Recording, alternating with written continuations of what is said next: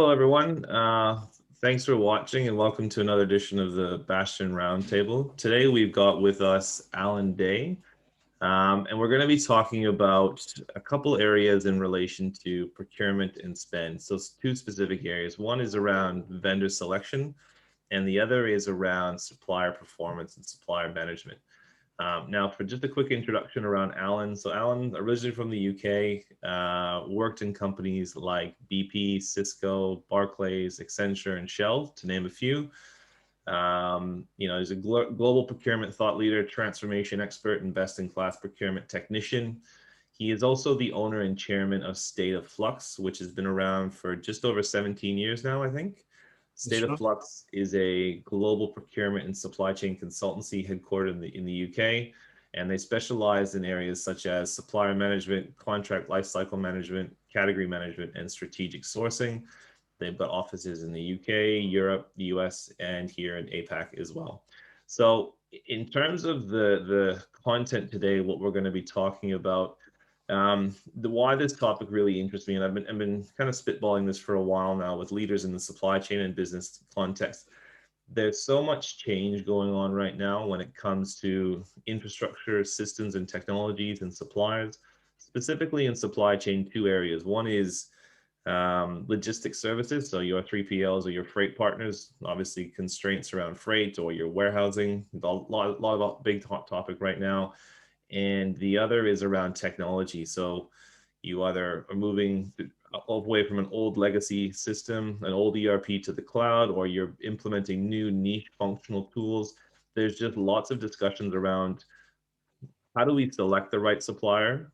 How do we go about assessing what can the actual supplier do? And I think it's even more, it's never been this big a challenge for leaders in a business context, specifically supply chain, because there's just so many more options available in the network compared to 15, 20 years ago. More players, more options mean more choices, which means harder choices to make when it means making the right selection. And so the content today is centered around bringing an expert on like Alan to come in and give us a bit of a trend in terms of what's happening in the network, how people are behaving in these environments, some of the challenges around vendor selection and supplier management and everything. So well, I'd like to welcome Alan. Thanks for joining us. Thanks, Tony, and thanks so much for having me on the show. Honored to be here. One small correction, I'm actually originally a Kiwi, so are you? There you go. 20 years and 21 years in the UK would mess up my accent like it has. So you did mention that. Sorry, that's fine. No, that's okay. So there you go. And just been back home since January last year, actually. Right. So it's an interesting reintroduction back to New Zealand, but it's fun. Okay. But yeah, thanks so much. And as I said, really excited to be here. For the last 13 years, we've done global research, and you'll see in some of the books behind me, there's 12, this is the 13th year, 12 books that we write up on that annual research. So I've got data from over 2,000 global organizations, and that is about 2.25 million data points on supplier management. So I'll try not to bore you too much with statistics, but hopefully we can get some good points across. Sure. Couple of things that we're seeing, and I think clearly, the elephant in the room is COVID and what it's doing and what it continues to do to our supply chains and vendor selections and vendor partnerships. So I think there's that, that as a huge kind of cloud over all our decision making is something to really consider. But despite that, one of the trends that we've been noticing is that for a long time, procurement spent all their time trying to get a specification right on what they're sourcing, and spent very little time on what's the supplier fit like with their organization. And what's interesting is if I actually stand back a bit and go, well, actually, how often 2-3 years into a supplier relationship is the supplier still providing you that good or service that was originally spec'd in the RFP. And generally it's not providing the same good or service. It's moved on, and often it moves on before the supplier even actually gets on board. We've even changed our specification. Yeah. So what's really interesting there is actually, why don't we put more effort into what is the relationship like between us and the supplier in the vendor selection process? Yep. Technology is moving so fast. How do we make sure we pick the right vendor that's actually going to be with us on that journey, rather than someone that can provide a widget or a service right now to our specifications? So that's probably the first point I'd make, is we as procurement need to start, we know supply management is incredibly important, but we need to start selecting suppliers for the right partnerships. Right. Or we need to make ourselves easy and pushing back to the business to say, actually, the partners we already have just need more work, improving the relationship rather than going through a huge process of RFPs, etc. When in actual fact, we already know we're working with the best partner. Let's actually just work with them properly. Sure. So I think there's a couple of key fundamentals that we need to think about there. The other bit that I know, and I know we're talking vendor selection and supplier performance, but there is a kind of interconnection there.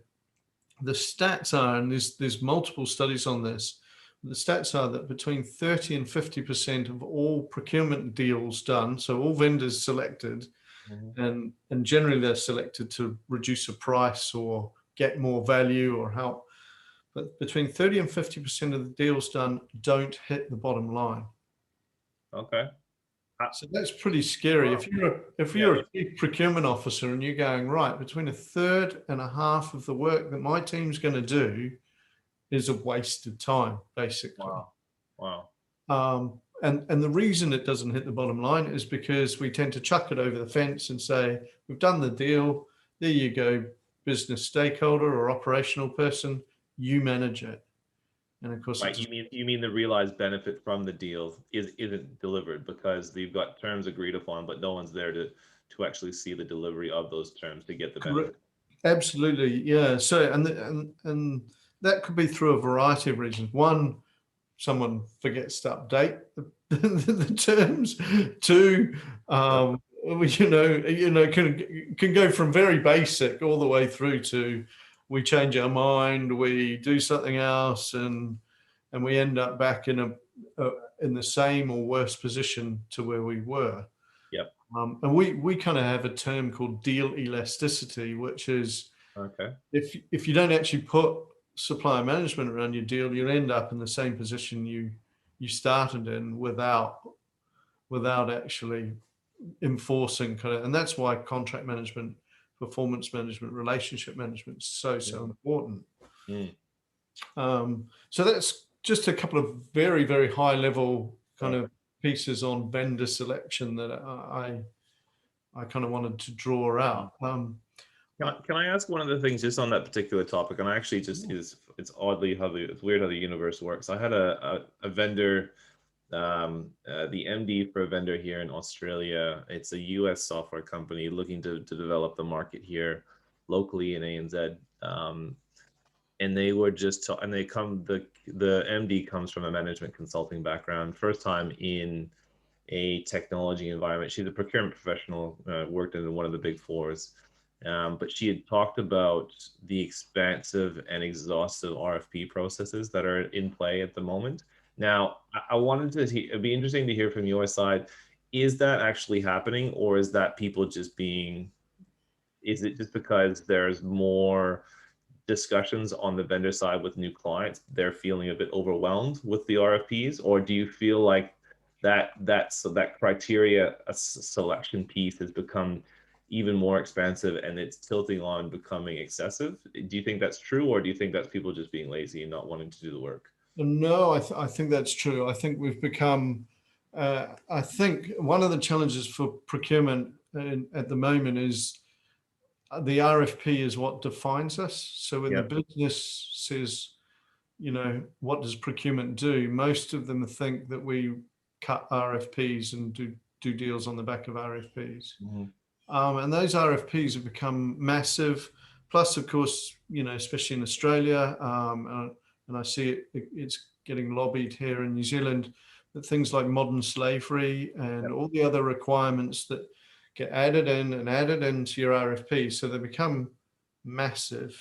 Yep. And I know just in our organization, we've been through a few RFPs that have gone for over a year.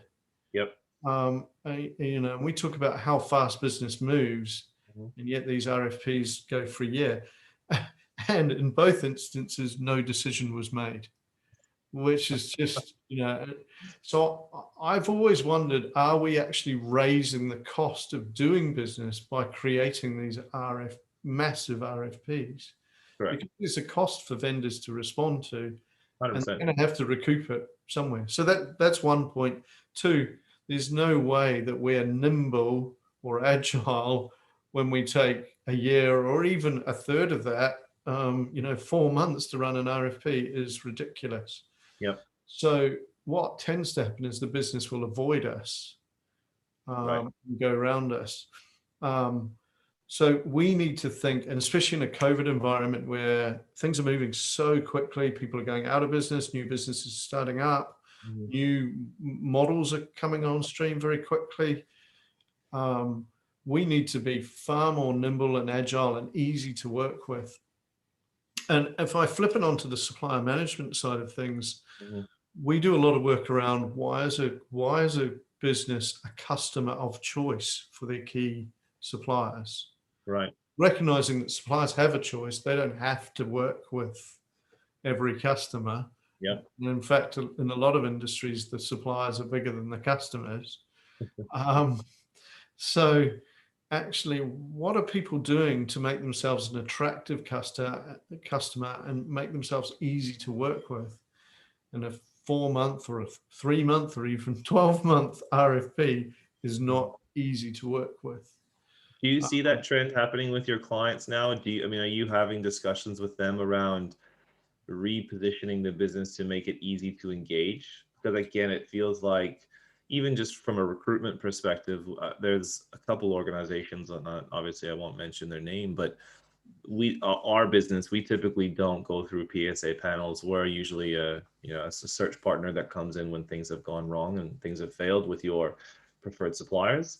But a few have asked us to come on board, and it's just, I'm looking at this document and I'm going, well, why would I do this at a rate that is nowhere near competitive? And so from a supplier, to your point, I have options as to who I can work with. And so then the business suffers because they may be missing out on a good supplier that can benefit the organization. So are you having conversations around how to reposition the business as to how suppliers engage with them? And if so, what are those conversations like right now? Yeah, absolutely. And in fact, COVID really is like a massive business case for this, because people are starting to realize that actually the thing that's getting them through tough times, and let's face it, for a lot of industries, there are tough times. The thing that's getting them through tough times is being that customer of choice and being easy to deal with and having good communications with your suppliers. So the old beat the suppliers up kind of approach from procurement really has not seen people in good positions through this. The other thing is COVID has kind of meant, especially through some of the peaks of it, meant that the chief executive has had to get on the phone to some of their key suppliers to make sure continue. So all of a sudden, people now understand what procurement can do and should do in supply management. So we're finding people are using that to help them get their business case to sort out supply management. But so yes, we're seeing it, and yes, what the enlightened people are doing, almost splitting their procurement teams to kind of very quick deal focused, and within that you've got kind of deal focused with quick deals and more strategic sourcing, but hopefully slightly quicker than previously, and then actually having a lot of effort going on to supply management, which they haven't had in the past. But from our surveys, so one of the things we do in the surveys is we split the responses into the leaders. We have leaders, fast followers, and followers. Okay. And to give you some idea, so a leader needs to be kind of not even in the advanced level. It just needs to be in the kind of mid tier in four of our key pillars, 4 of our 6 key pillars. And this year, 2020 was the highest amount of leaders that we've got in supplier management, and that's only 17%. Okay. Prior to that, really, Well. the number of the leaders hadn't really got much into double figures. Wow. So that's people who do supply management well. And bear in mind, global study, very large organizations generally that do it a lot in Asia Pac. Yeah. And still the people that do supply management well, at best was 17% of organizations. So it's a huge opportunity for people to improve. Absolutely. In this area. And one of the biggest challenges we get is just simply understanding what supplier management is. Because a lot of organizations go, well, we meet with our supplier once a month, and we get them to send some KPIs in. Well, that's not structured, rigorous, consistent supplier management. And to make supply management work, it has to be organizational wide. It's stupid if procurement just meet them or operations just meet them, but there's no executive to executive meetings. There's no kind of clear governance. There's no joint account planning. All of that needs to be aligned. So we find, one, a huge opportunity, but 2, now we've got the business case. We're starting to see more and more organizations actually get going, but it's not something that they can do tomorrow. It takes time to get these going. Yeah, I'm sure. Look, and even to that point, the shift in terms of behavior and culture around suppliers and getting the procurement or the business's mindset to move away from that master slave to a partnership. How do you, as in State of Flux, typically start to advise companies on how to do that? Is there I'm sure it's not a simple 1, 2, 3 step process, but is there a typical starting point to say, well, you guys recognize that your suppliers don't like working with you. There's not the value there. The relationship and partnership isn't there. How do you start to have those cultural conversations with customers to say, well, you need to change how you behave, because that will ultimately deliver better results for the company? It's interesting, actually, Tony. A lot of organizations don't recognize that the suppliers don't like working with them. They're more like, we're a big brand. Of course, everyone wants to work with us. Sure. Yeah. So actually, that's part of the hurdle. Is actually so typically we will start with, firstly, we call it a diagnostic, but it's evidencing what supply management practices are going on today. Yep. And we include process, policy, people, and what's important there is not so much in procurement, but operationally what's happening in the business with those supplier relationships. Because if you think about it, most of the time it's the operational or the executive guys interfacing with the supplier, right? Not procurement. So what's happening today, and actually where do they want to get to? So what's the roadmap from where they are today to where they want to get to? And of course, we use the data that we've got from the research to help steer them on that. And then in parallel, we tend to run a process called Voice of the Supplier.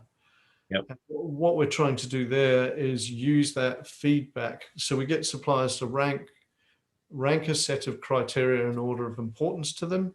And then we ask them to score the client organization against that criteria.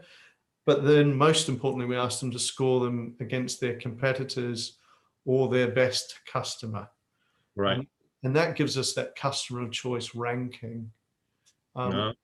So those 2 inputs, the diagnostic and the voice of the customer, voice of the supplier, give us effectively the value proposition and the internal sales pitch Sure. for what I, is I assume some of those conversations are a little confronting for customers, what they do a voice of supplier diagnostic, and some of the reports and responses. I'd assume they'd be not confidential. What's the word? Unbranded or anonymous, right? Right. they're anonymous. Yes, Yeah. they're anonymous. But what's interesting is I've got a client at the moment where the divisions don't want to give head office the contact details for the suppliers. So, They're scared of the report. Yeah. Okay.